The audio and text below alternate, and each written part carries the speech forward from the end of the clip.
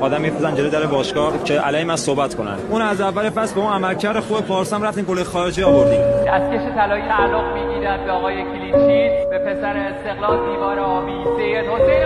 الان هم هر اتفاقی میفته حسینی. آبروم از سر رو نمیبردم، شرفم از سر رو نمیبردم که بخوام اینجوری علیه من این جو را بندازن بگن حسینی باندباز. خود مربی هیچ کس قبول نمیکرد که بیاد در مورد رامین باهاش صحبت کنه. از خود باشگاه بگی سرپرست بگی هیچ کس رو قبول نمیکرد در مورد رامین باهاش صحبت کنه. من خودم با اینکه ما با هم بحث شد ولی به خاطر منافع استقلال شب بازی با ملابان من خودم مربی کشیدم که گفتم آقا به خاطر شرط تیم رامین بازی کنه فردا. اگه به خاطر من آقا از حقم کوتاه میام اینجا استقلال منافع یه نفر نه باشه. نکته که روزایی که تو استقلال زحمت کشم عرق ریختم نون بازی خودم تلاش خودم بود خواست خدا.